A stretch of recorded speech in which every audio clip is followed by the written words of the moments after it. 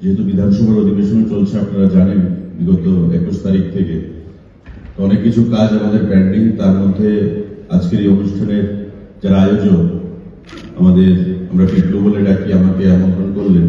আমি কথা দিয়েছি আসবো, কারণ আপনাদের সঙ্গে আমারও একটা সম্পর্ক ছিল, এখনো আছে।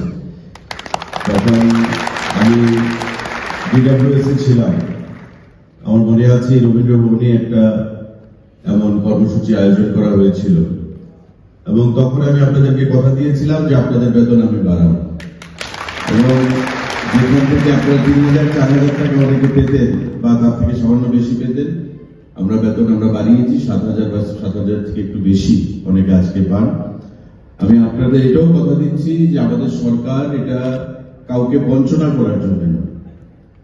আমাদের সরকারটা হচ্ছে রাষ্ট্রবাদী সরকার, আমাদের সরকারটা হচ্ছে একটা জনদরদী সরকার।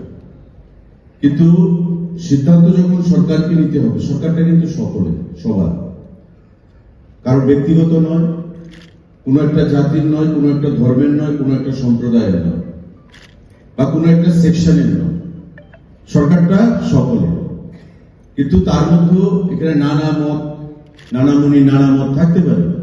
কিন্তু আমি আপনাদের প্রত্যেকের কাছে আহ্বান জানাবো, আপনারা ভরসা রাখবেন, বিশ্বাস রাখবেন, কারণ মানসিকতাটা আপনারা দেখেছেন যে আমরা আপনাদেরকে আপনাদের যে দাবি দেওয়া, চাহিদা, বেতন বৃদ্ধি, সেগুলো করার পক্ষে।